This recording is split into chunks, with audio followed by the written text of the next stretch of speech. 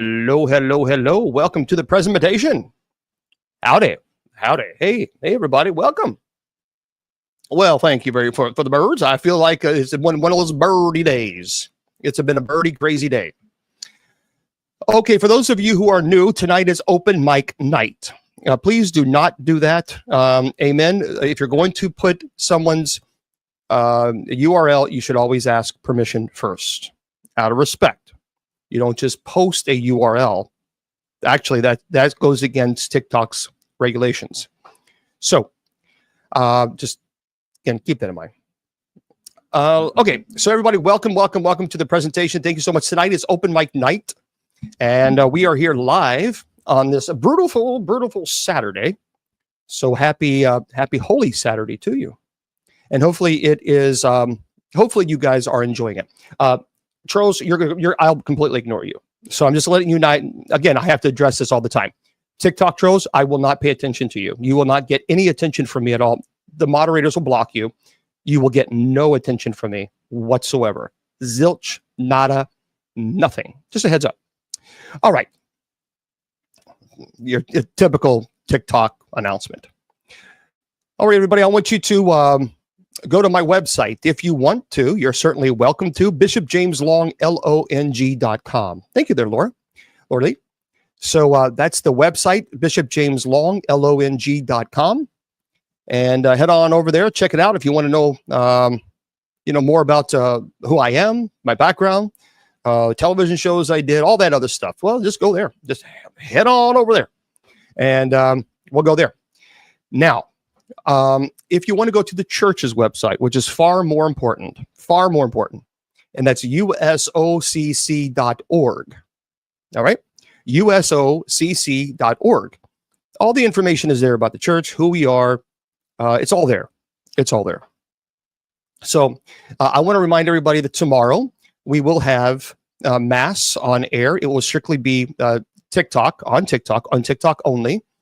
And it will be at 6 p.m. Eastern Standard Time. The chat is completely turned off.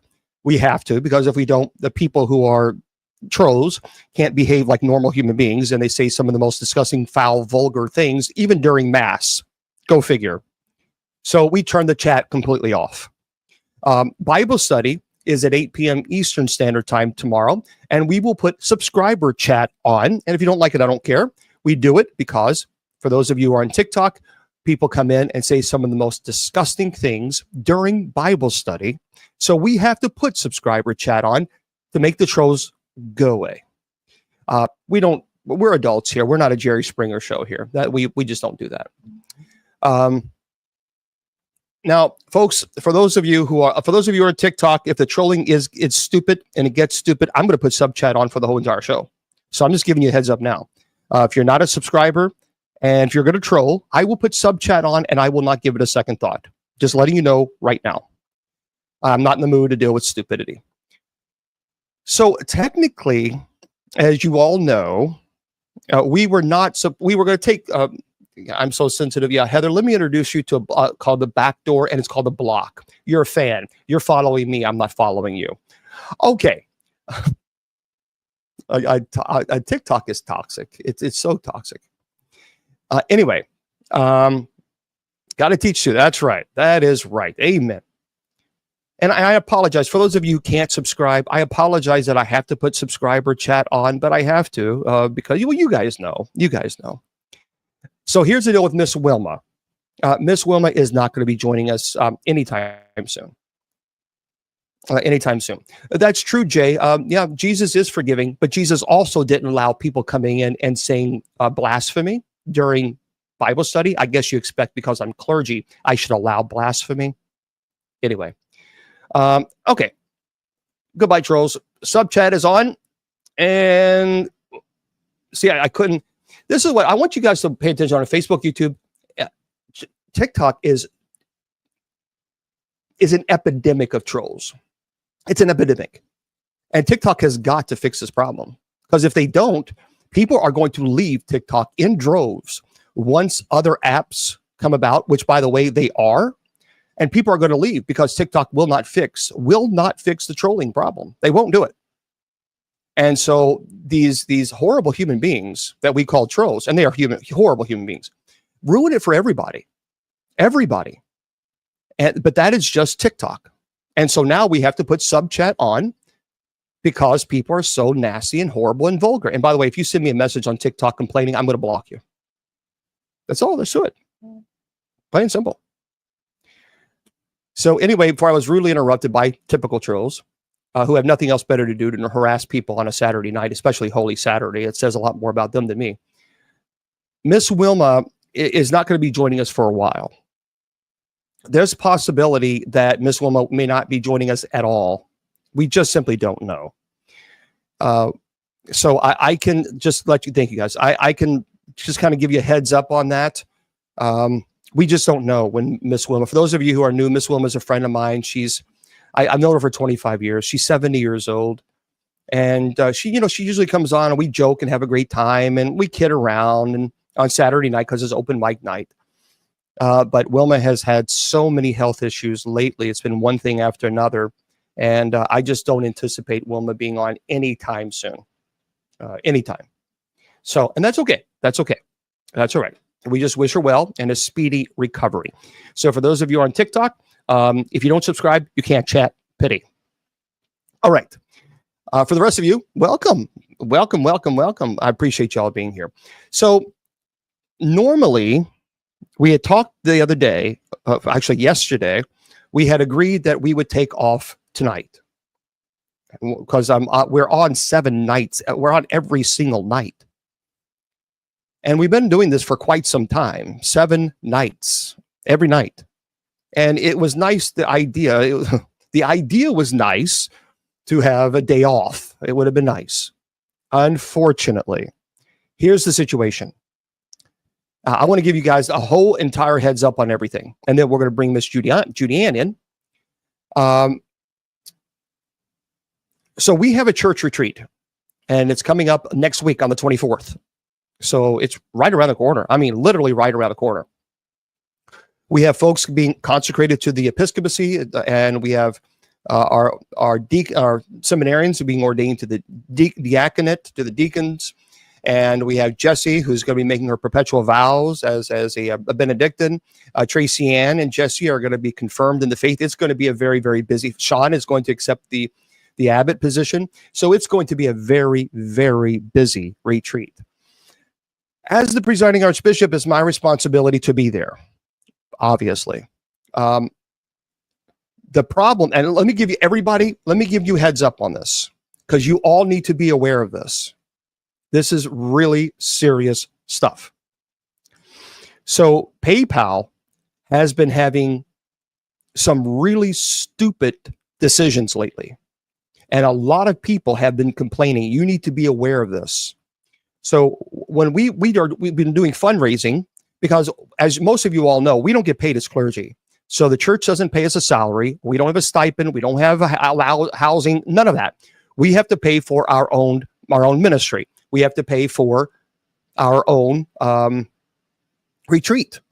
Now, we've been raising a lot of money for clergy, and we were able to raise money in order to get clergy to us, to the retreat. And we have been using the PayPal account, Reverend Elizabeth's PayPal account, so that we can, put it all together and then give the money to the retreat center. We've been using the retreat center for quite some time, never had a problem. Well, PayPal has chosen to freeze Reverend Elizabeth's PayPal account completely. No explanation, nothing. Now, everybody, you should all be aware of this because this has been happening a lot. PayPal has implemented an AI program. And like if you get a certain donations or whatever in a certain amount of time, I don't know how the AI is set up. I don't know. Then it flags it and it automatically blocks you. No matter what, it automatically blocks you. And there's been a lot of people who are complaining about this. You can Google this. And so PayPal just gives you this. You try to log into PayPal and it gives you this notice. And the notice says that you have been locked out of your account, you are blocked, and that all funds in the PayPal account will be held for 180 days. There's no explanation. There's nothing. So when Reverend Elizabeth told me about this, I thought, that doesn't sound right. That doesn't sound right. So we had a conversation today with PayPal, and we did a 3-way conversation.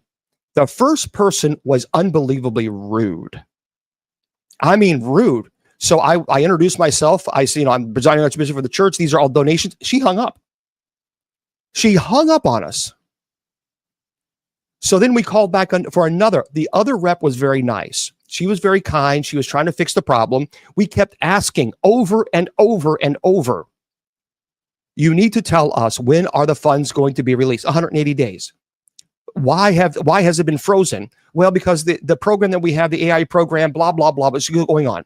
So we have filed another complaint with PayPal to expedite, to release those funds. We've already complained and sent 2 complaints in already. And they never even got back with Elizabeth to explain what was the end result of why AI chose to do this.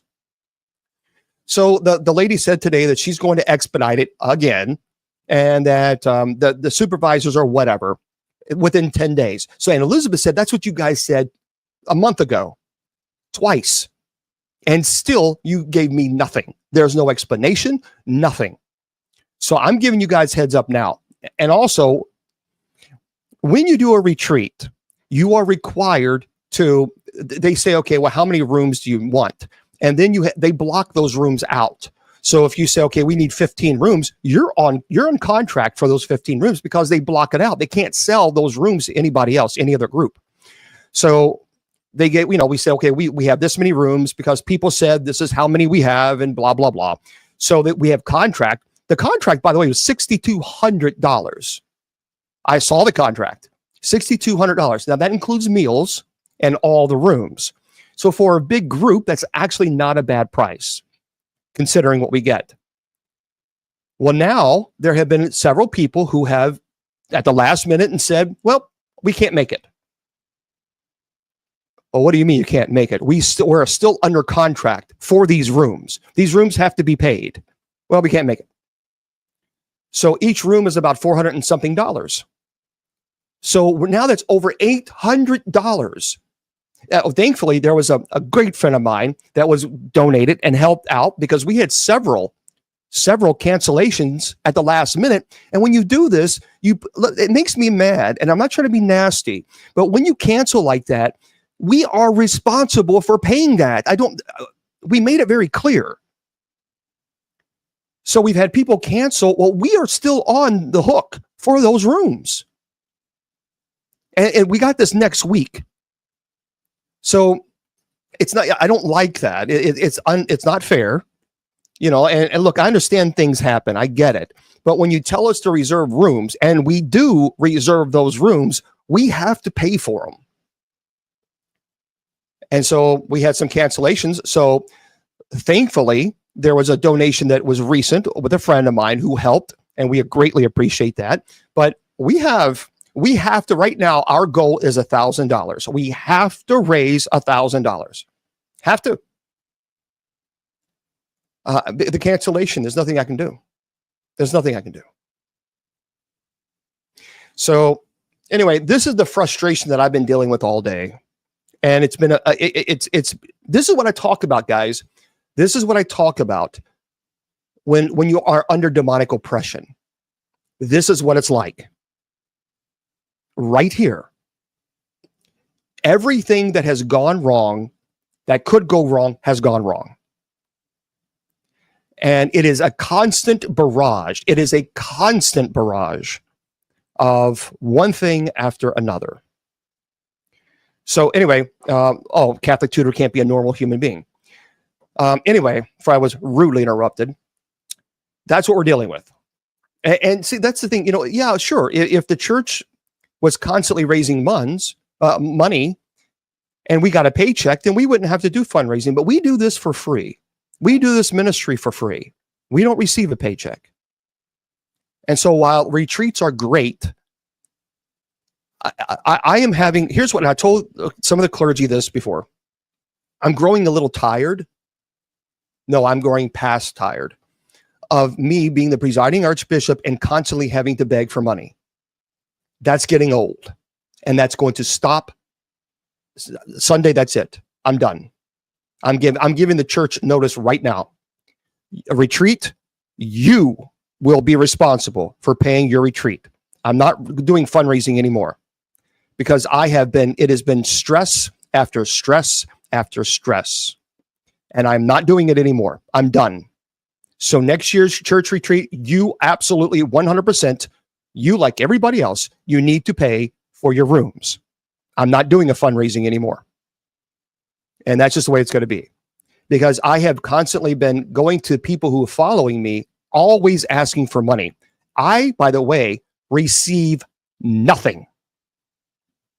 I have not made one donation, not one donation for Bishop Long, not one.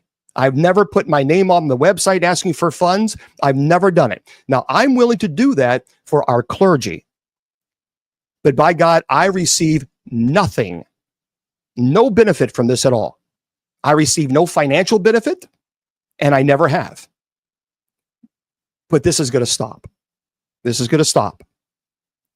So it's just a frustration that comes with, this is one of the things that when you're doing ministry and you receive no stipend, you guys get to see it. This is what it looks like.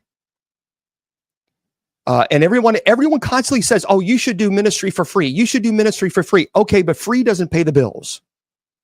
It doesn't pay the bills.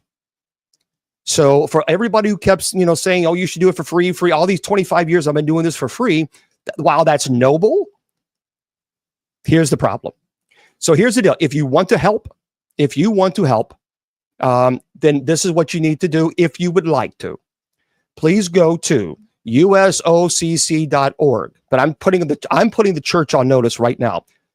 This is the last time Bishop Long does donations. This is the last time Bishop Long comes online and begs for money for clergy. This is it. No more. I'm drawing the line. Because all of the pressure is on my shoulders to raise these funds.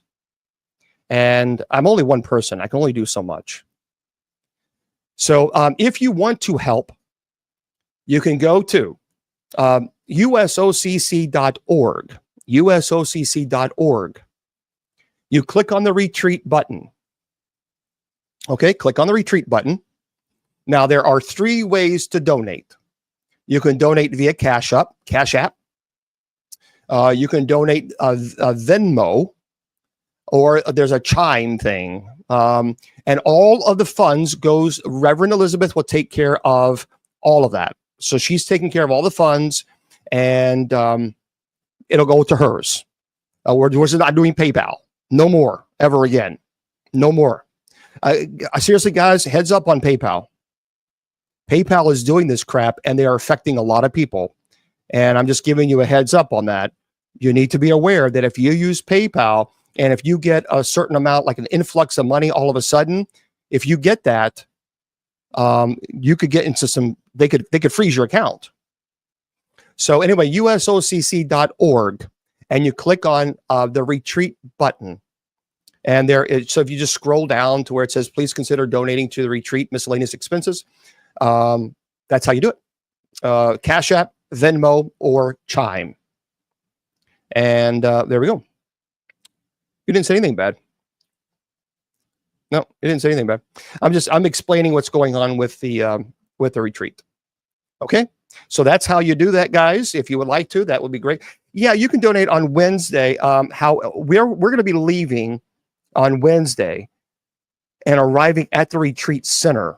And I believe all of the funding, all of it, has to be donated to or given to the retreat center by Thursday.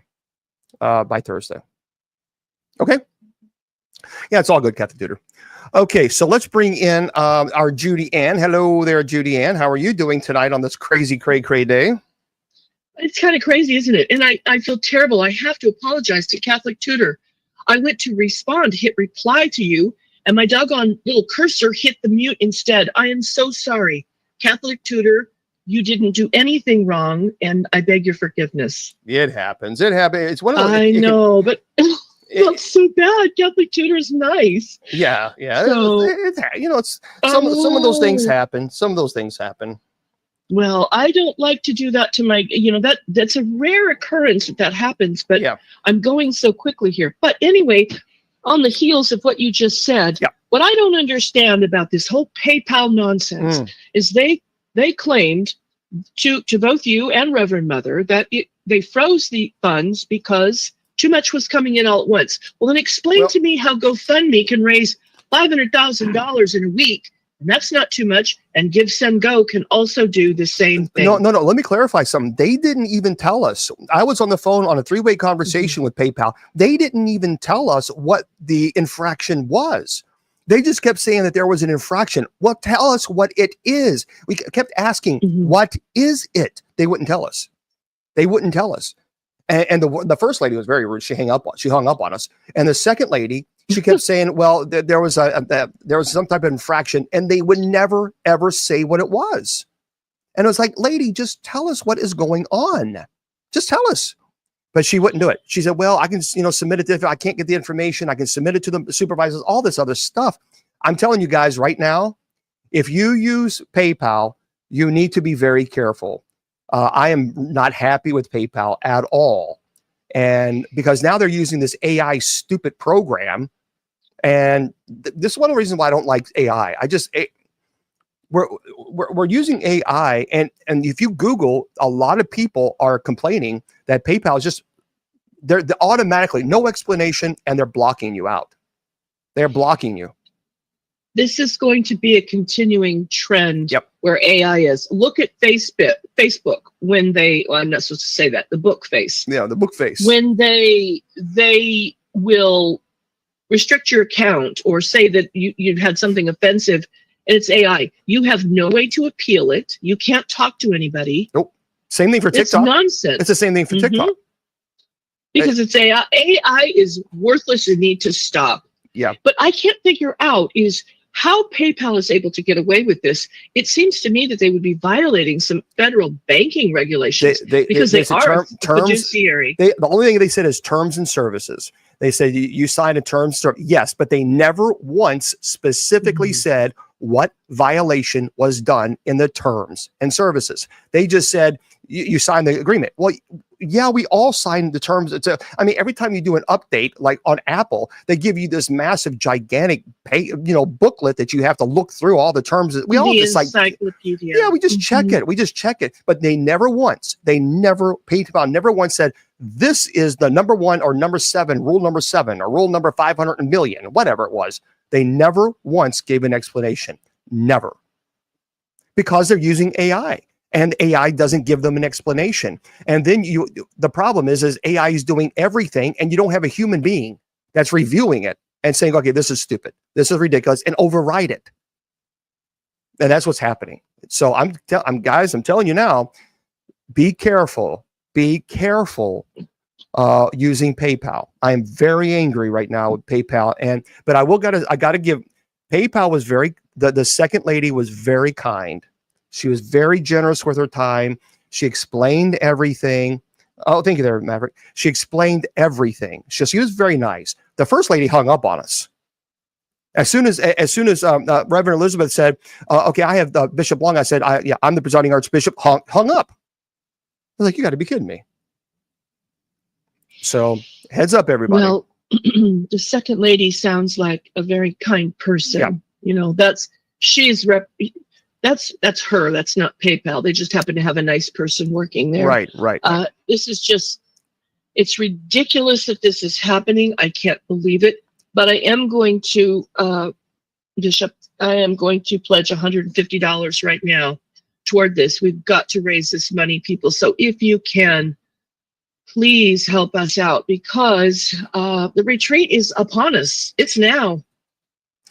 Yeah, and thank you for that. That's very, very kind of you, and thank you for Bill, and thank you for there's other people that have helped, and I appreciate all of you. I really, truly do. I'll be sending them. But I will, like I said, I'm making sure that the church knows that Bishop Long. I've been doing way too many fundraising, and that's got to stop. We're going to put it into that tonight or Sunday. Look at this. Yeah. Bam Bam is pledging $100. Mr. Medic is pledging $100. That's wonderful. Well, thank you guys. I absolutely. Thank you so much. Yeah. And again, if you guys want to go to usocc.org, all right, this is how you do it. Go to, don't sit, and I appreciate the gifts, but please understand the gifts. TikTok takes 70% of this. I want everybody to know they take 70%. So the best thing to do, and I appreciate the gifts. Oh, let me turn my ears. I'm sorry. Remember, Somebody's asking. what I need you guys to do is go to usocc.org, click on the retreat button, and there's 3 ways to donate. 3 ways. Okay. And then there we go. So, but I appreciate you guys have been, look, and I don't know if the bishop-elects are watching, but you guys have been unbelievably generous with the amount of fundraising that we have done and raised for our clergy to get to the retreat. I mean, truly, you guys have raised a lot of money to pay for, the training for the counseling program for 2 individuals. On top of all that, the finances, again, the fundraising, the constant fundraising for our retreats. So I am very, very appreciative of every single one of you. But the constant fundraising is over. It is over. And where I'm putting a stop to that tomorrow, we're done. We're done. I'll do it one more day, and that is it. That is all. Unless, God forbid, one of the clergy members is about to lose their homes, then, we have to rally behind. But so yeah, just PayPal. I'm telling you, guys, be aware. It is exhausting. It is exhausting. It's taking its toll on you. You can see that. Yes, there's a lot of people jumping in here. Jane and TV Chick are sending donations, and Dolly, our favorite Dolly Chicken, she's sending a donation. We're going to get this because we have the most wonderful church family here. These are great people, and they're not made of money, but they're so willing to give. And with a cheerful heart, they do it. And I'm going to remind everybody, I will do the best I can of airing. I know on TikTok, I will be able to air some of the presentations. I'm going to see about the Facebook and YouTube and all that other stuff. I can't promise that primarily because the Wi-Fi in the chapel is not the greatest. It's kind of spotty at best. So it's very easy, I think, to run it on TikTok, but on everybody else, that it takes a lot to connect to all the other platforms. And I just simply don't know. I don't know. So we'll see. But right now, I know that we will be airing some of the liturgies on TikTok. So that way you guys can have a part of it. You guys can see it. Wonderful. And I think that's important. I think because, you guys are funding a lot of it. And so you guys have a right to see it. So that's wonderful. Thank you, Bishop. Well, yeah, absolutely. I'm going to do the best I can. And we're still going to have night prayer. That's going to happen next week. That's not going to be stopped. Next Friday's show, there will not be a Friday show next week. There's no way, because we'll be having liturgies. There won't be a next Saturday, there won't be a show. I'm going to try to have Bible study next Sunday. But I can't promise that. I can't promise because it takes about 6 hours to drive home.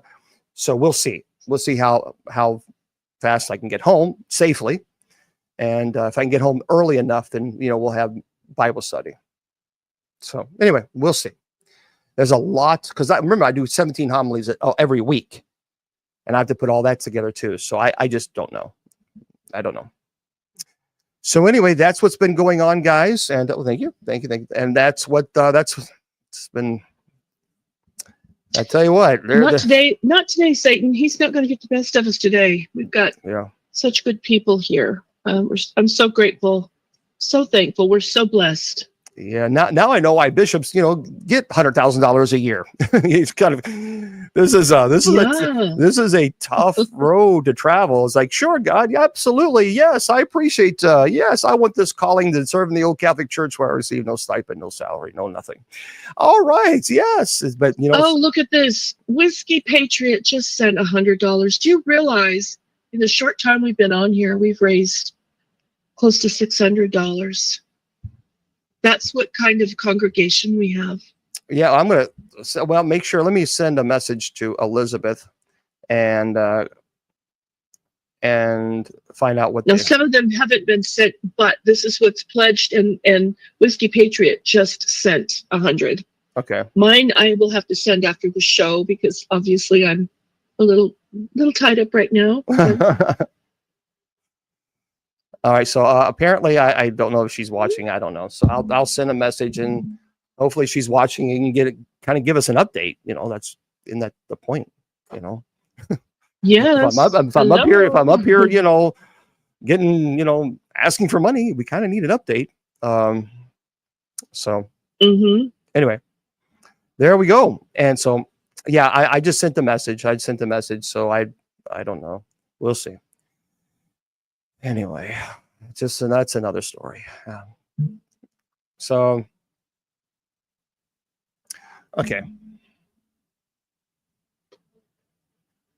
Any response?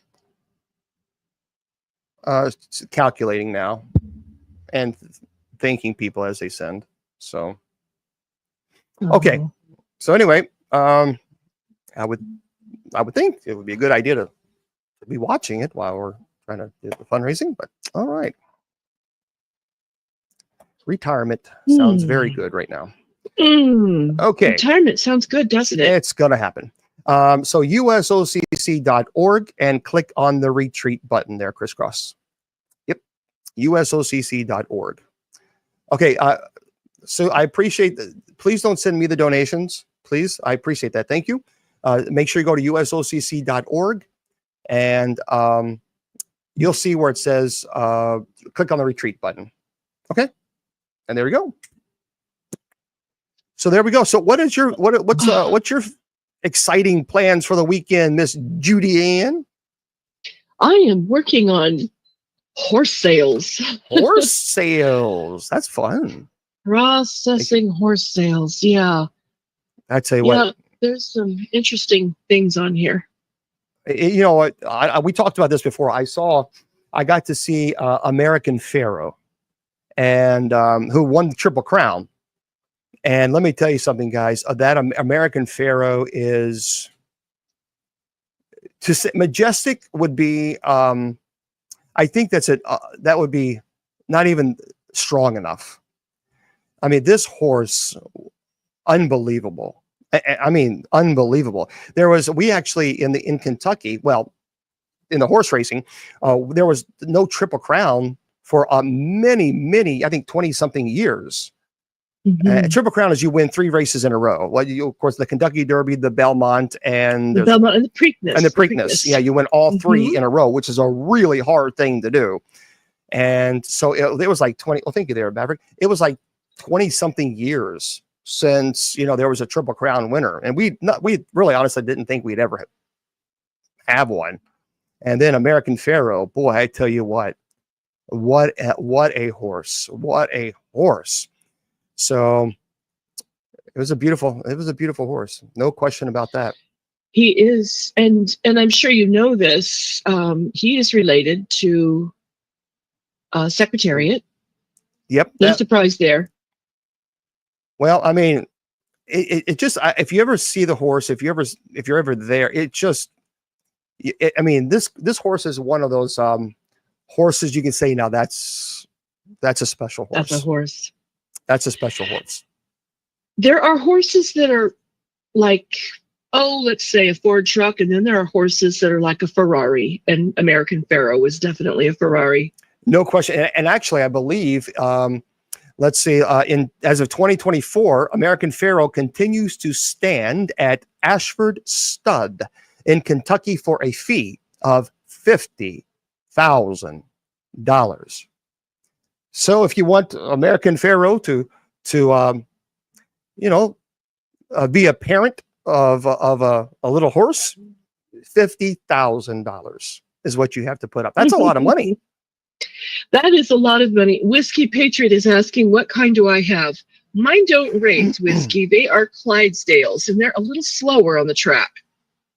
But those are beautiful. I mean, talking about massive. They are massive, but they're very gentle, very nice horses. Are pretty much all of these horses, these great Clydesdale, are 99% of them, 95%, 90. Are the majority of them gentle giants, or do some of them have a little bit of a temperament? Absolutely, they are. And again, it comes back to how they are handled. You do have your horses that aren't accustomed to being handled, or maybe they've been abused. They're going to be a little flighty. But even those horses, I've known people who have rescued horses from the KILL pen. Mm-hmm. They were headed for slaughter, and they would just as soon end your life as look at you, because they were so withdrawn from life, and they have been revived and resuscitated, so to speak, and they turned into big giant sweethearts. So I think it's innate in these big horses. I love them. I can't get enough of them. And powerful. Very. Yeah, very powerful. Well, let's entertain a few questions, and then I have some articles that I'm like, oh, we got to talk about these. We do. Yes, we do. Well, of course, I'm on my demon kick, and I am a very, you might say, rudimentary person when it comes to demons, but people seem to like the questions. So I'll start off with one, unless you want to. Do you have any other announcements to make? No, I'll turn the sub chat is off now, so everybody can chat. I turn that off because now it looks like all the trolls have scattered, under the rock from where they came from, and so hopefully, we can leave the chat on. Thank you, man, for everybody, and so the chat is on TikTok. Hello there, Bishop Torres. So everybody, the chat is on TikTok, and we'll see how long that'll last. But Bishop Torres is going to be joining us at our retreat, and that'll be a lot of fun. Looking forward to that. You have two that are coming in from out of state, one from Texas and one from California. Is that correct? Yes. Yeah, we have two of them, and then Bishop David is coming in as well.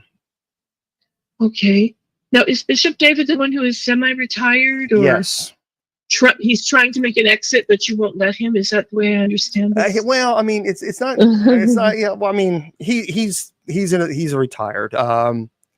He's a workaholic. He works a lot, and quite honestly, and to be honest with you,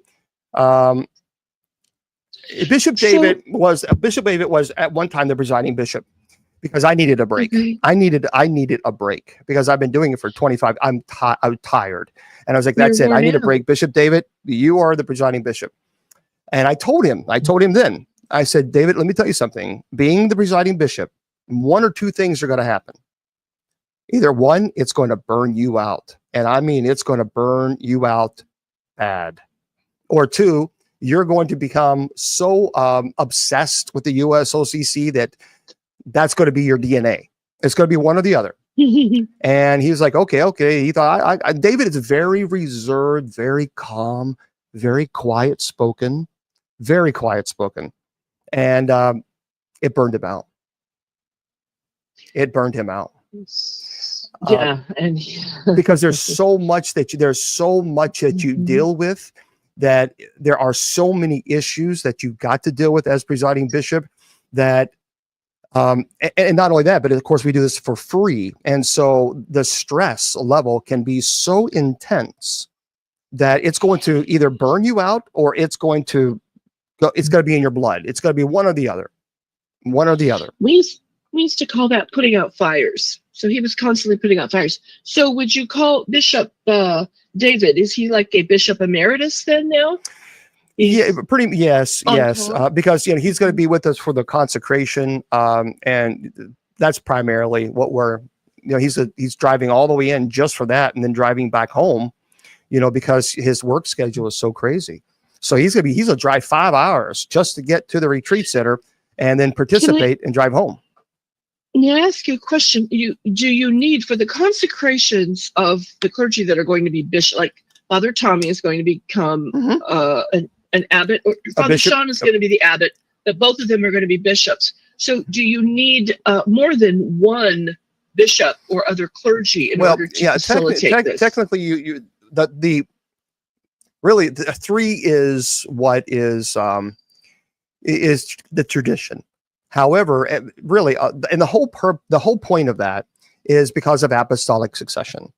And so, but really, we wouldn't need it because of my apostolic succession. I have a 110-page document. Plus, I'm a member of Order of Corporate Reunion, and that actually validates your apostolic succession. And so, because I'm a member of the OCR, there really is not an absolute necessary 100%. You got to have it. You just simply don't. So, but tradition has it that there are typically 3 bishops. Not a requirement, but that's tradition. And so we have some, we're going to have 4 bishops. And I'm looking forward to, and Bishop Torres is going to be joining us and looking for that. And he's a member of the OCR as well. And so, yeah, that's the great thing about our community is we're going to have 4 bishops there at this celebration or celebrations. And it's going to be great.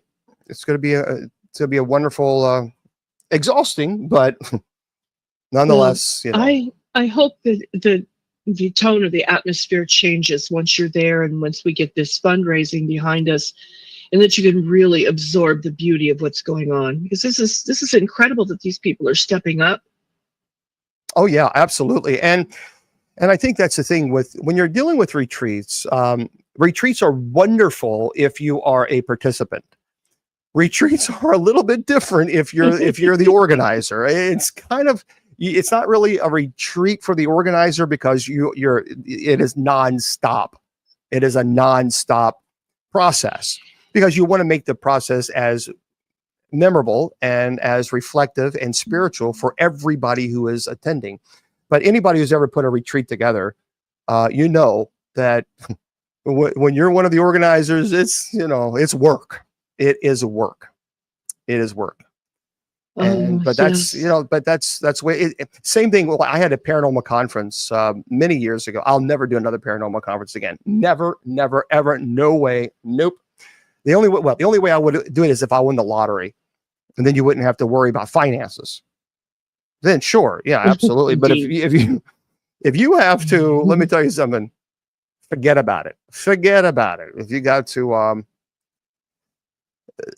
that was crazy and stressful because see, when you're organizing a paranormal conference, then you have to block out a certain amount of rooms at the hotel.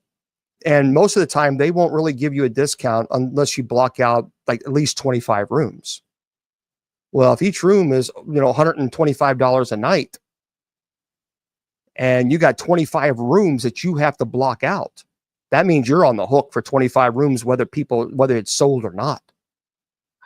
And so that's where the dangers come in, and the extreme risk, because then you have to sell tables. You have to sell tables for vendors, because vendors is what's going to pay for the rooms.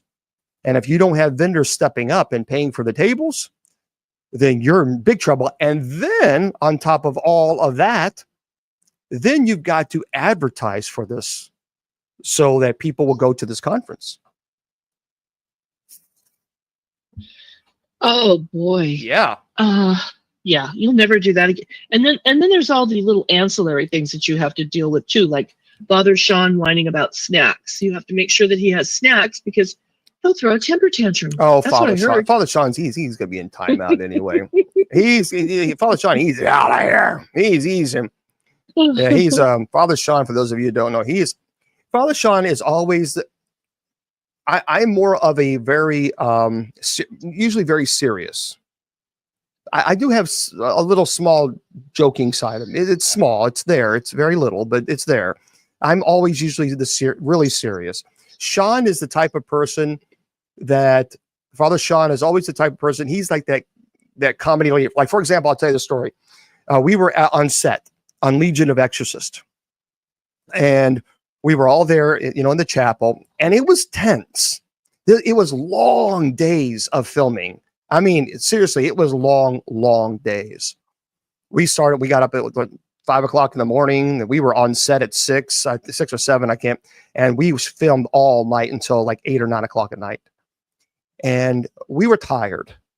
And they were trying to get the right light, the right angle, because they were top notch. These guys, I mean, they were top notch. And the tension was there. I mean, you could feel it. And all of a sudden, Father Sean, just out of the blue, said, I forgot who he said it to. Don't blow it, or somebody. One of the clergy members, because he was up next, and we were all kind of tense. You could feel the tension, and then just out of nowhere, he said, "Yeah, don't blow it, to that other person, or something like this, or way to go, or." It just kind of released. It was just the way he said it and delivered it. It kind of made us all kind of laugh, and that was a great sense of humor. He is. Yes, that is correct. Antoninia Frazier, that's Reverend Mother. So yeah, that is correct. That is who it goes to. She's taking care of all the funding, and she's putting it all together, and we're figuring it out and all that other stuff. So. Our bishops receive a doctorate of ministry, and so there is training. We have a seminary program, so our priests receive a Master of Divinity, and of course, the deacons will have their bachelors, and so all that, we require that they have to go through the training. The training we don't charge them nothing. I mean, the clergy are pretty pampered, I would say, because they receive, nothing at all. By the way, if you guys want to I want to talk about this real quick. This is my badge, my chaplain badge. I encourage you, if you thought about being a chaplain, and perhaps maybe you don't have an experience, maybe you don't have the education, maybe you don't have the training, there is a program for you. The ICOF Chaplains is an organization that I belong to. They are a fantastic group of people, and they give training. So you can become a certified chaplain with this organization that's recognized. And they will train you. So even if you have no training at all, you can start as an associate chaplain and then work your way up to receiving the full chaplaincy credentials. So nope, it's not an FBI. This is a chaplain badge. And if you guys want to do this, I encourage you to consider that. And so the best way that you can do is I want you to email our dear friend, Bishop Campbell.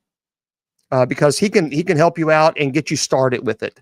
So the best way to email him, and the email is Dr. Campbell, CAMPBELL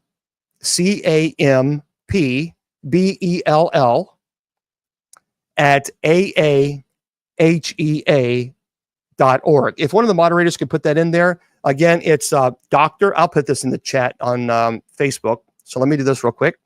Dr. CAMPBELL. He was in here a minute ago. I don't know if aahea.org. So again, let me tell you what it is. Dr. Campbell, CAMPBELL, Campbell, @aahea.org. So what you got to do is send him a message. And then what he'll do is he'll send you the link that you apply. And many of you may not have I'm sure some of the spots will be blank. It's okay. If you don't have, anything, if you don't have any experience to fill in a certain blank, that's fine. And they will send you a link to get started on the application. A Catholic is Christian. And so, and you can start if you have no training as an associate chaplain. But the training I mean, you're going to get the training. The training is very good. I saw the training, the program. I didn't have to do this because I've already been a chaplain now for over 20 years. So if you have that experience, then it's a little bit different. So anyway, okay. Oh, good. And yeah, Dr. Campbell is in the chat room. By the way, for those of you on Facebook and YouTube, there he is right there. So Dr. Campbell. All right. So anyway, yep, healthcare, the chaplaincy you got police chaplaincy, fire, EMS, first responders, hospitals. I tell you who really needs chaplains really badly right now. Nursing homes. The nursing homes are, it's sad. The hospitals, many hospitals will usually pay a very small salary. Sometimes, there are some hospitals that don't.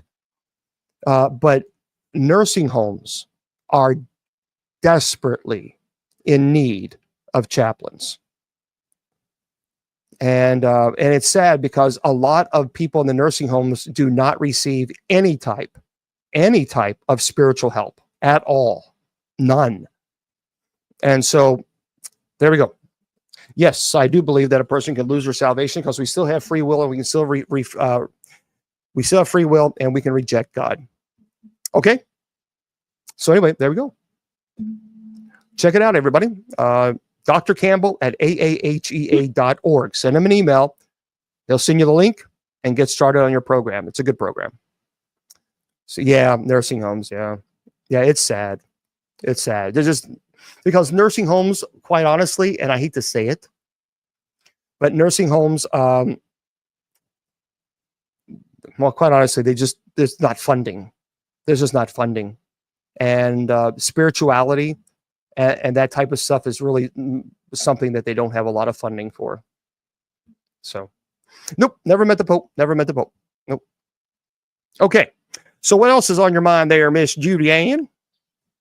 Well, I wanted to know if you are aware of room B340 on the Queen Mary.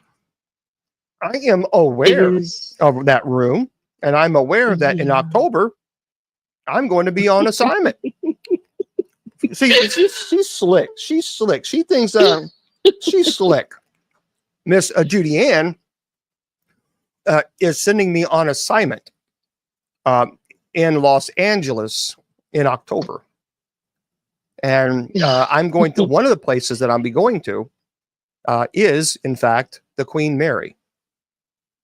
And there we are. So I'm going to be doing a documentary, and she serves as the executive producer for it. So I'm going to do the best I can.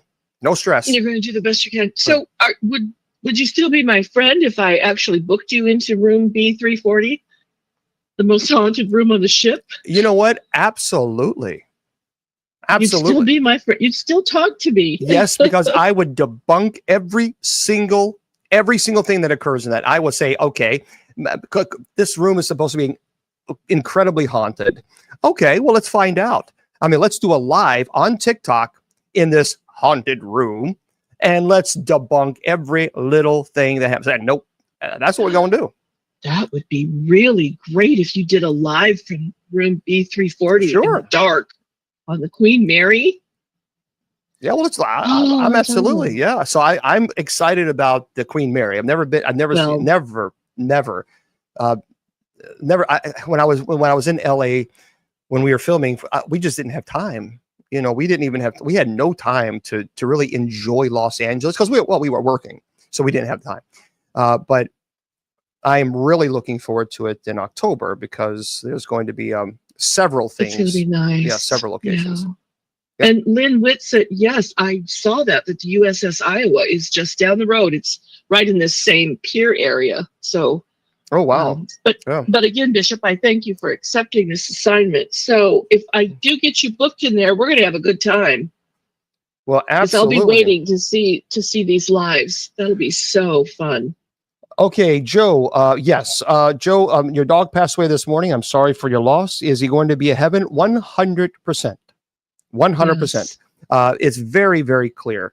Scripture is abundantly clear that there will be our fur babies in heaven. No ifs, ands, or buts. And yeah, Chris, they did. It's part of PayPal. So yeah. But yeah, it's there's no ifs, ands, or buts about it. And the reason is they do that is because it's an external site. Well, thank you very much. Thank you. Thank you. Yeah, I am too, Teresa. I am really looking forward to this. Oh yeah, He's going to have a lot of work to do out there. Yeah, we're going to do the Queen Mary, but then we're also going to be at the cemetery location where all the famous people, a lot of the famous people are buried. We're going to be going there, and then there's a couple other haunted locations that I'm looking at. I spoke to a tour place, and of course October is very busy for them, but they're going to try to fit me into several of the locations that we could do some documentary. So a lot of filming. That's wonderful. It's going to be fun. Absolutely looking forward to that. Absolutely. So what else do you have on your mind? Do you have any questions that we want to get to? Or I do. I had a couple of demonic questions. The first one was, do demons have knowledge of everything about a person? For instance, if I accompanied you to a location that was known for serious demonic activity, would they know everything about me and regurgitate some of that? Okay, demons. Okay, that's one of the things that people always ask is, first of all, can they read your mind? Meaning that if they know everything about you, then they know everything you think, and you think you keep silent. No, they do not. They're not God. They're not omniscient, omnipresent, but they do know the sins that you've committed, because that's what I was getting at. Yeah, sins fall under what is called ordinary demonic activity. So that's called temptation. So when you are tempted by the demonic and you fall into sin, that's how they are able to know your sins. That's why an exorcist will always have the sacrament of reconciliation, confession, prior to performing an exorcism, because we take that ability, what's called retrocognition. We take that ability away from them, because they try to do this to try to, disrupt the rite itself. So they know your sins because sins fall under ordinary demonic activity. Wow. Now, if you've confessed your mortal sins, can they bring those up, or are they absolved and they can't mention that ever again? Once you have the sacrament of reconciliation, that's done. There's absolutely nothing that they can do. So that's why we always have the sacrament of reconciliation prior to performing an exorcism, always. Because we're all sinners. Every one of us, we're all sinners. Yes. And so we receive the grace of the sacrament and remove that ability of retrocognition from them. Because you certainly, and really, that's why there's no such thing as a bystander during an exorcism. It simply doesn't exist. It just doesn't. Because if everybody, let's say that you have a person that maybe did something that they shouldn't have done and they're embarrassed by it and they want to keep that private, well, the demonic is going to know. I mean, if that person has not received the sacrament, they're going to know. And they'll have no problem using that against that person. No problem whatsoever. Right. Wow. So is that why they mimic people from your life or the voices of family members? And in particular, when you see these children that supposedly have passed, is that why they assume those identities is to deceive you on the most abhorrent level? Oh yeah, absolutely. Well, certainly these are parlor tricks, and that's what any exorcist will tell you, that these parlor tricks that they do. Well, the whole purpose is called disruption for the rite. They want the rite to be disrupted. They want the rite to stop, and regrettably, that's what trolls do. Of course they do. Yeah, because our spirit irritates their demons. So they come in, and especially during Bible study, and but the trolls are not obviously aware. I don't know if they are aware, but they are that falls under ordinary demonic activity. So you haven't, Josh? Well, that's funny, because I have not seen you at Bible study, Josh. So Josh Ferguson, why don't you show up for Bible study? I've been doing it for 20 years, every Sunday and Wednesday. Why don't you show up for night prayer? We have night prayer Monday through Friday. So I haven't seen you, but I have seen you just judge, and yet you call yourself a Christian? You see, you just proved my point, Josh. So before you insert your foot in your mouth, perhaps maybe you need to get the facts straight. Because I've been teaching Bible study now for 20 years. I've been having night prayer now for 23 years. And I don't see you, Josh, but I see you spreading hate and judgment. You need to ask for forgiveness. Not for me, but from this community that you just insulted. And Bishop, you've done such an outstanding job all Holy Week. Are you kidding me? And somebody would say that? Yeah, it really It's seriously. been a beautiful Holy Week. Really, you're going to harass clergy. And by the way, I have Mass on Sundays at 6 p.m. And Josh, I don't see you here on Mass on Sundays. And Josh, I also present 17 homilies a week online. And I don't see you here. So let's see, Josh, if you actually apologize to the community. You throw the insults, but I want to see if you're going to be a man and now apologize to the community that you have just insulted on Holy Saturday. I don't want your apology. I don't need it. I've already forgiven you. But I do ask that you ask for forgiveness for the people that you've just insulted. Let's see if you do that. Let's see if you're actually going to be respectful enough to the community that you just insulted. We'll wait, Josh. Pardon me for a moment. Let's see. I'm giving you. You have my complete and utter attention because that's what you wanted, and now you have it. And now you've just seen how ridiculous you are in your behavior, which is completely unchristian, unbelievably unchristian. So let's see, John. This is a perfect example of what trolls do. They come in and say nasty things. And then when they are corrected, they never offer an apology. So this is a lesson for everyone. This is a lesson for everyone. It's interesting. Notice there's no apology. You see? This is a perfect example why I tell you, I would like to preach to these people that the only way to heaven is through the cross of Jesus. Well, Josh, actually, I taught that. We had Good Friday yesterday. I did a presentation on the cross and the crucifixion and the medical aspects of the crucifixion. It was wonderful. And I teach that, Josh. So again, I'm asking you out of respect to apologize to the community that you've just insulted. So Josh, you wanted my attention. You wanted us to stop this entire thing and focus on you because that's why you threw this little jab at me. So now apologize. And then we'll move on and I'll consider you a friend.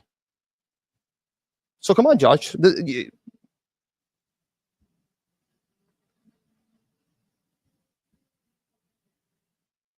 I'm waiting. I'll stop. I'll stop this entire show. I don't care if we have one more. No, come on. Dana says, man up, Josh. See, I hadn't insulted anybody, just asking you to preach the Bible truth. And Josh, I just explained to you that I have 17 homilies a week. I have night prayer Monday through Friday. I teach the Bible Sunday and Wednesday. Be gone from me, Satan. You are demonic. You are demonically oppressed. That's exactly what you are, Josh. Goodbye. You see, boys and girls, this is why I wanted to explain. This is why you never accept criticism from these people, because they are toxic, they are evil, they have evil in their heart. Nothing. So I just explained 17 homilies a week that I do. And I teach Bible study on Sundays and Wednesdays. And Monday through Friday, we have night prayer. And not one time did Josh offer an apology. He offered an insult and then excuses. Josh is demonically influenced. He expounded on his insults. He just kept on with the insults. That's right. Yeah, shrouded. Actually, anybody who knows you and knows this ministry, and I know because I'm on air 7 nights a week sometimes. Yeah.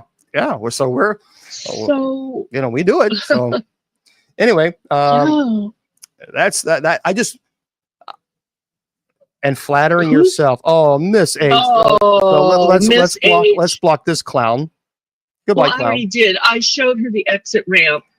I sailed her on down the exit ramp. Sub chat only for the rest of the night. Sub chat only. I don't care. Goodbye, trolls. You are demonically influenced.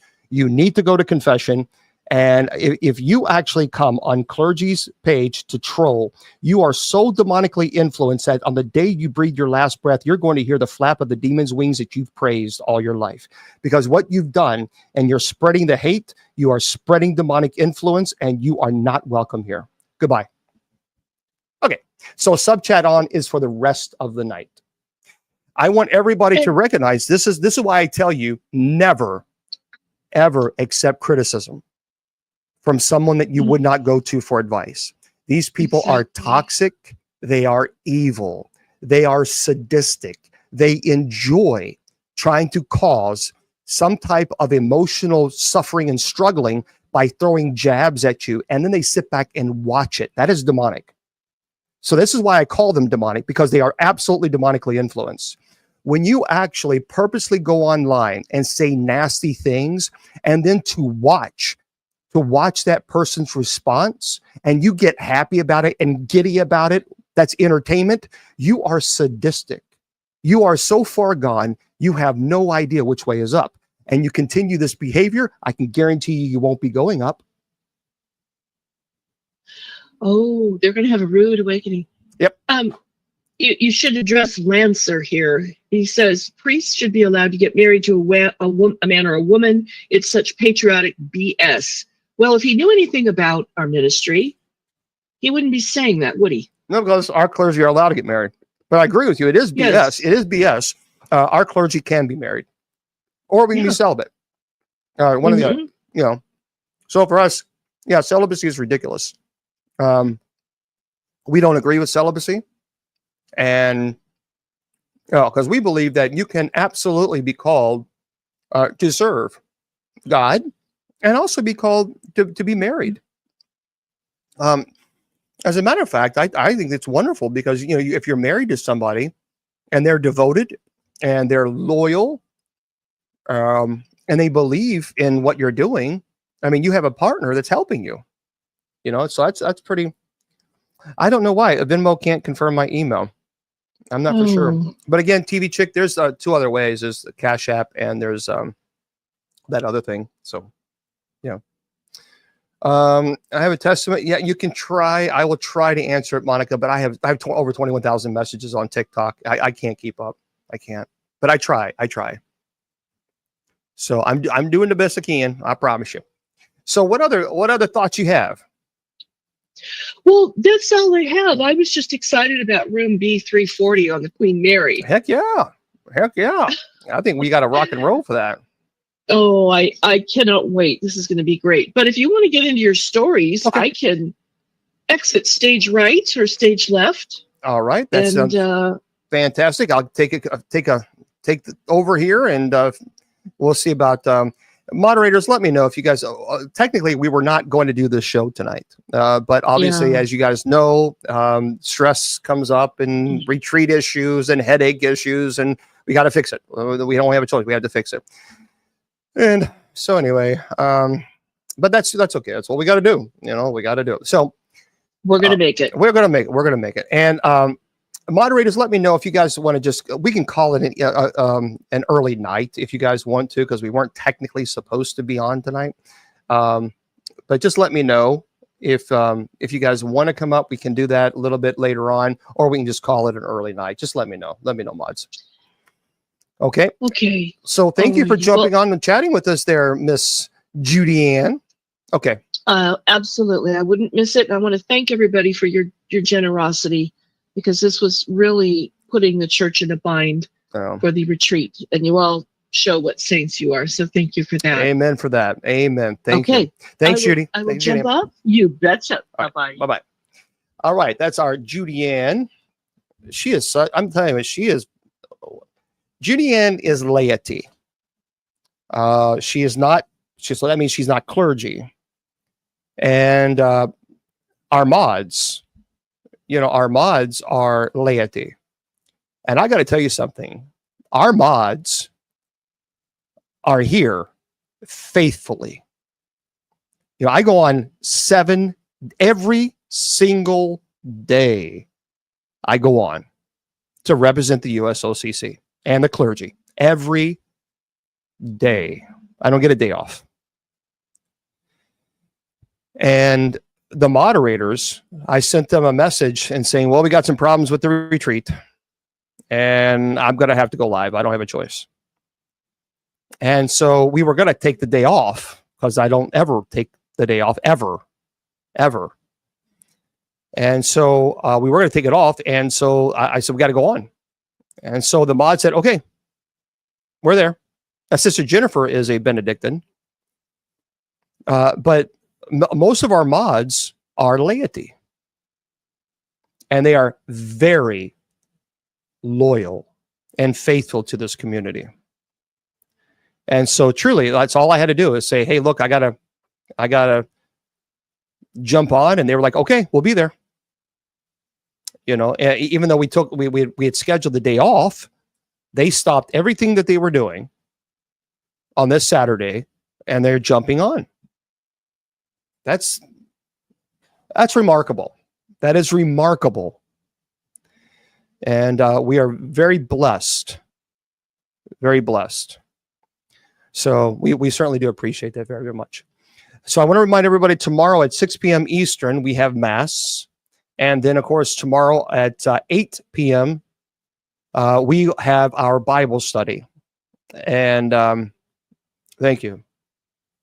And like I said, this is my vow to all of you. Sunday is the last day that I fundraise. I'm giving the church, I'm putting the church on notice now. No more. No more. Because it's just too much pressure for one person to be expected to fix all the problems. We can't do that anymore. That's got to stop. Got to stop. And so I appreciate everybody stepping up and helping in this situation, because it has been crazy. Listen, I want to share this with you. I saw this story. This is by by Ben Hooper. Can you imagine this? Listen to this. A Pennsylvania woman is desperately searching for a jacket she donated to charity. Well, why would you donate it to charity? Now, why are you searching for it? Well, she later realized that she had left a $2.5 million lottery ticket in the pocket. Can you imagine? So the 76-year-old said she purchased, Mildred, her first name, at 76, purchased a ticket for a Pennsylvania Cash 5 drawing at the Shop and Save store in Murraysville in May of 2024. And 2 weeks later, she was surprised to learn that she matched all 5 numbers. Well, she attempted to locate the ticket, but soon came to a startling realization. She had left it in the pocket of a jacket she donated to Vietnam Veterans of America. She said, I was stupefied. There are no words for it. There's no expression. How can I get it back? She said, WTAE TV. She attempted to track down the jacket, but soon learned the charity sends its donations across the country and even overseas. And now there is no way to track the item. Well, here's what's even worse. The Pennsylvania Lottery told this woman that there was no way to claim the prize without the physical ticket in hand, and the ticket expires May 8th. She said, what else can I do? Cry out loud and hope that something will happen positive on my end. Can you imagine the devastation? Goodness gracious. So if you are out there and you got a ticket, a lottery ticket in this Pennsylvania area, you might want to, if you or do the right thing and reach out. That would make me, that would just be sick. Yeah. That would be crazy. And this is really interesting also. This is by TK Randall. There's an unusual structure on the surface of Mars that is sparking a lot of controversy. So a geological feature shaped a bit like a keyhole has sparked claims that there are artificial structures on Mars. Ever since the infamous face on Mars, which I saw, it does look like a face on Mars. It was spotted on the planet's region back in the 1970s by NASA Viking orbiters, the possibility there could have been an intelligent civilization on the red planet has become the subject of much speculation. Now, while modern imagery demonstrated that the alleged face was little more than a rocky illusion that happened to look like a face from a certain angle, this hasn't stopped eagle-eyed sleuths from spending hours scouring NASA's orbital imagery of Mars for signs of other anomalies. The latest example, which was found in images captured back in 2011 by NASA's Mars Reconnaissance Orbiter, shows a keyhole-shaped feature that some now claim to be artificially constructed building on the planet's surface. Says you don't have to be a geologist to know the difference between a rock and a sculpture. George Haas, founder of Mars Research Institute, said, "There's no way you can explain the keyhole formation. The natural creation of two opposing geometrically designed formations seems to go well beyond the probability of chance." But is this really true? Well, over the years, says we've seen countless examples of weird things on Mars that turn out to be mundane explanations. And most of these can be attributed to a pareidolia. Pareidolia is the brain's innate tendency to perceive meaningful shapes in otherwise abstract patterns. Like, for example, if you see clouds and you say, "Look, there's a moose." And you're like, "I don't see a moose, it's round." Anyway, arguably, there's nothing particularly special about the latest example other than its vague resemblance to a recognizable shape. So we just simply don't know. But you might want to check this out. It's the unusual structure on the surface of Mars. There's a lot of people that's absolutely convinced. They are convinced that life used to exist on Mars. It's an interesting argument. I don't know, Thank you, Mark. Thank you. But anyway, it is interesting if you haven't checked it out. Yeah. Okay. I don't know about this one either. I think we talked about this but not too long ago. I am kind of curious about your thoughts, though, because when we talked about this the last time, there weren't a lot of people. A Nevada man says that 7 seized tigers were emotional support animals. So Ben Hooper writes, says, I talked about this not too long ago.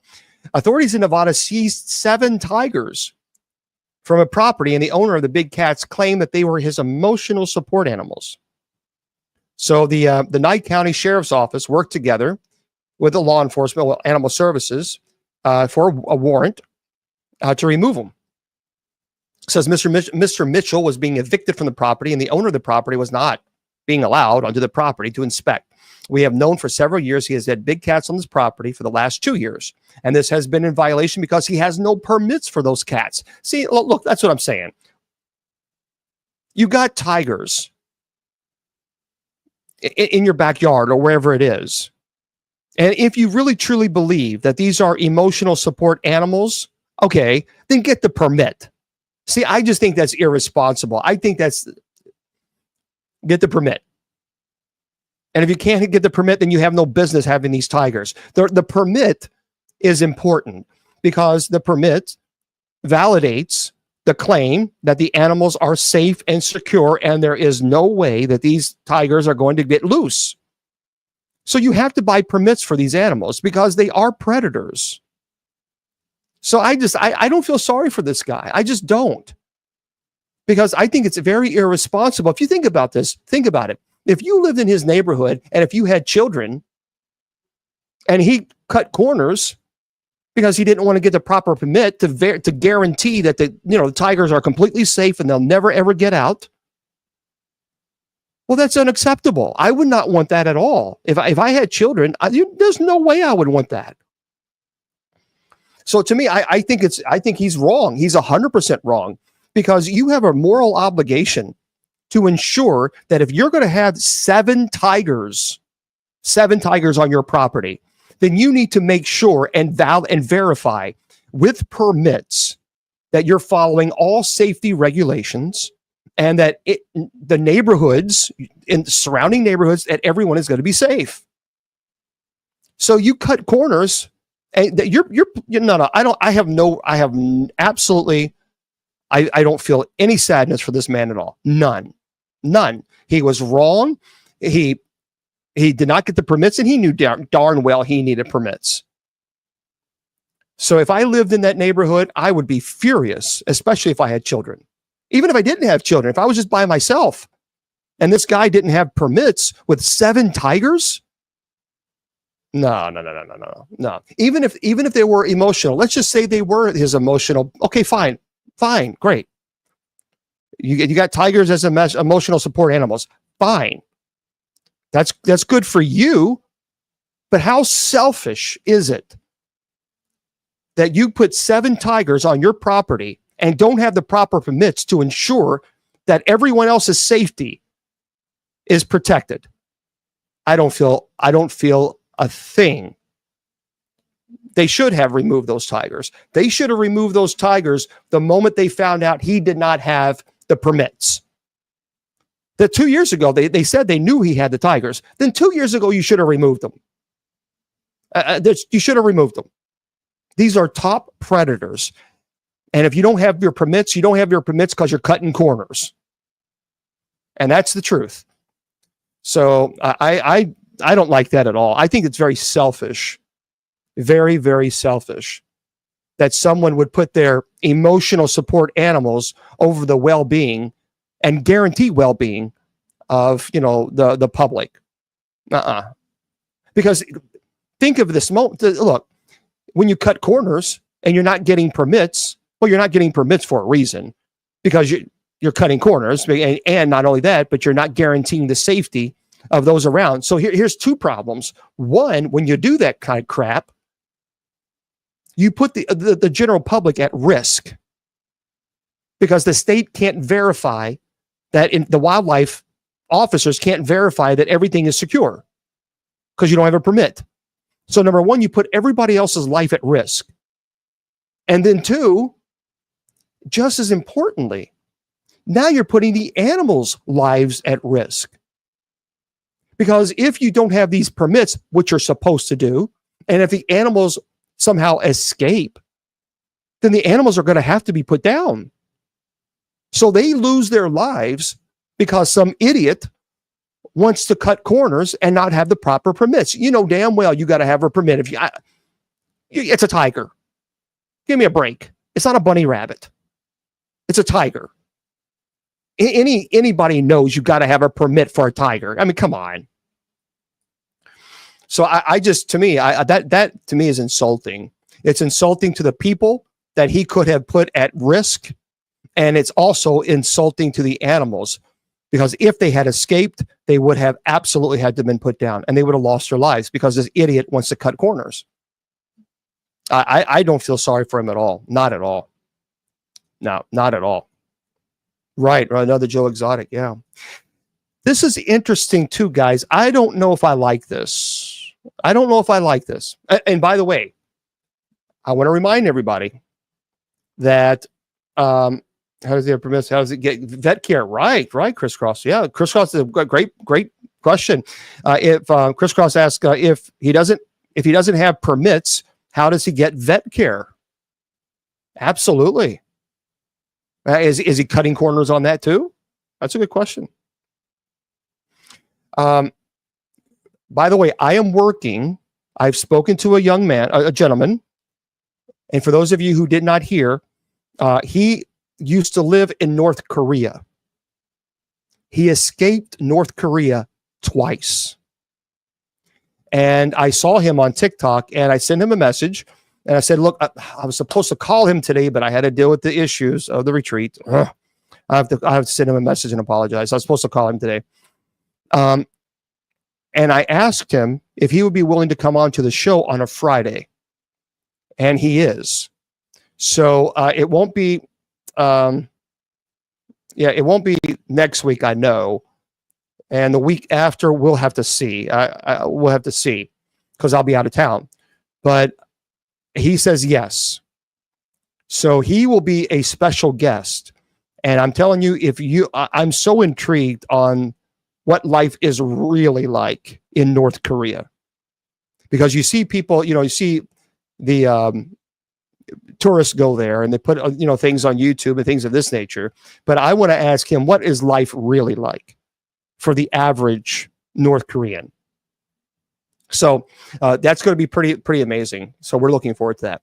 But this is interesting too. Listen to this. I don't like all these satellites in space.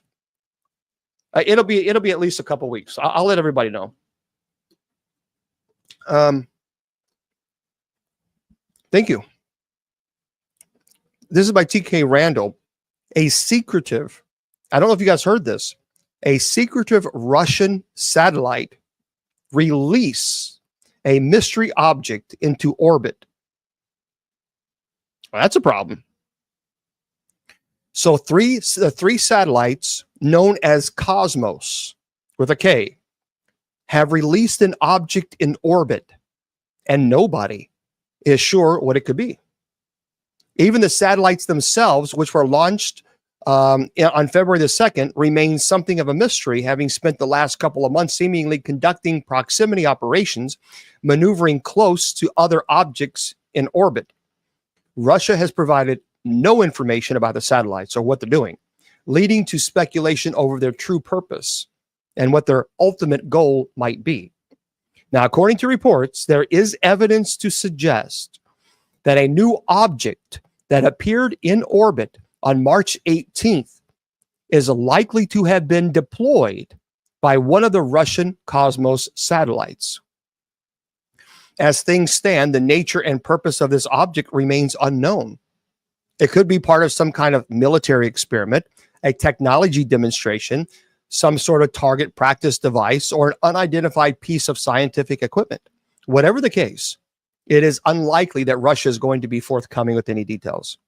It is the latest in a long series of clandestine orbital operations over the last few years, not just by Russia, but by the space agencies of the United States and China as well. All three countries, all of them, have been launching secretive missions into space, and there really is no telling what they're up to. Some of these could be spy missions, while others might be designed to trial technologies with the potential to destroy or disable enemy satellites. While no armed conflict has ever been conducted against another nation in space, it may be only a matter of time before the final frontier witnesses its first hostile action. I don't like that at all. But, United States has been doing the same thing. So is China. So we just don't know what in the world. That's kind of odd. I want to share this story too. Area 51 is intriguing. Very, very intriguing. But TK Randall writes this as well. This is really interesting. There is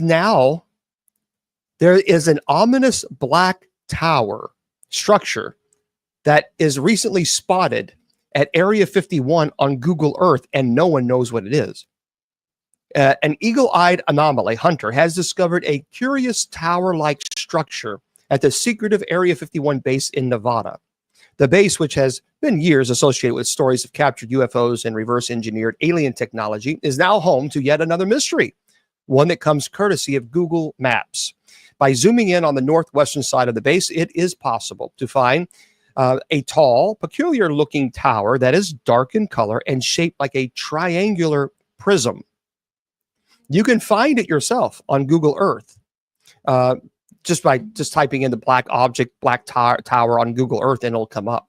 Speculation has been rife over exactly what the tower's purpose could be. Some have suggested it might be a control tower related to nearby airstrips, while others have put forward the idea that it is some sort of science experiment or weather station. Again, some others believe it's related to a reverse-engineered alien technology. Ultimately, we're never going to know for sure. Area 51 is a secure and tightly controlled facility, and it is unlikely that U.S. Air Force is going to be particularly forthcoming about anything that's there.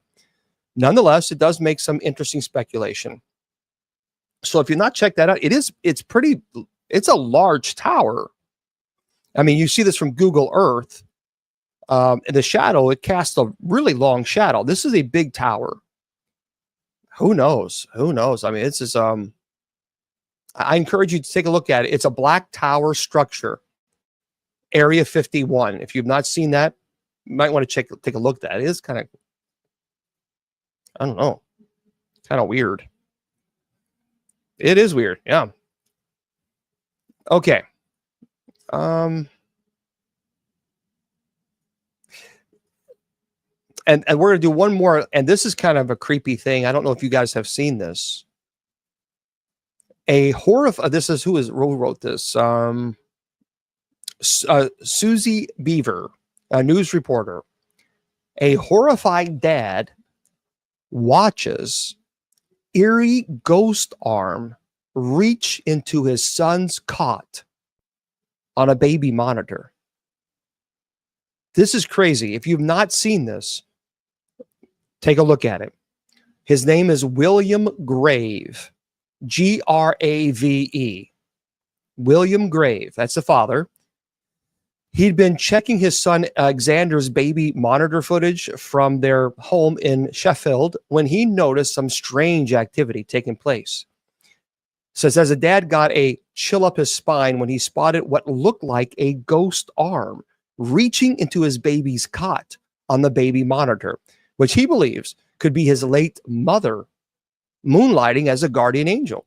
So William Grave was checking the footage from his son Alexander's baby monitor on Tuesday, February the 5th, when he noticed something odd happening at 6:50 a.m. And watching the clip on his phone, the dad from Sheffield was stunned to see what looked like a ghostly hand reaching into his 9-month-old's cot while he was sleeping. Oh, you saw that?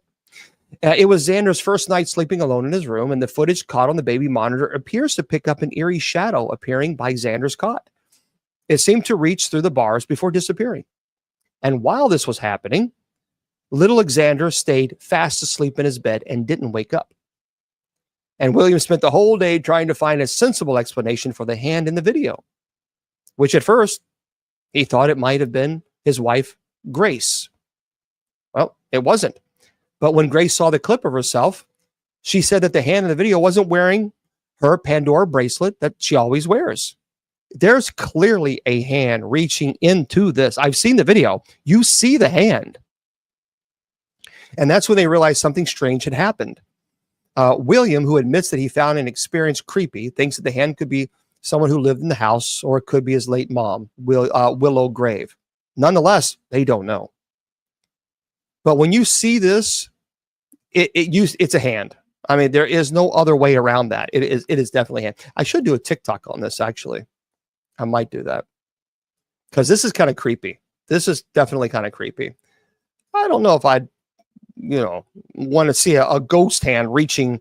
Well, the thing is look, if I had a child, I don't know if I'd want a ghost hand reaching. The only ghost that I want in my home is the Holy Spirit. That's it. That's the only ghost that I want in my home is the Holy Spirit. Anything else, I don't know if I'm interested in that. I don't know. But for those of you listening to this on Spreaker, I'm going to say good night to you guys and have a wonderful night. So don't forget, everybody. Don't forget. We're going to be live tomorrow at 6 p.m. Eastern Standard Time for Mass, for Easter. So it will only be on TikTok, though, because I can't run it on everybody else. I just simply can't. It will only be on TikTok. It's at 6 p.m. Eastern. Don't worry, everybody. I turned chat completely off. Thank you. I also turned the gifts off. And so everything is turned off when we have Mass. So that'll be tomorrow.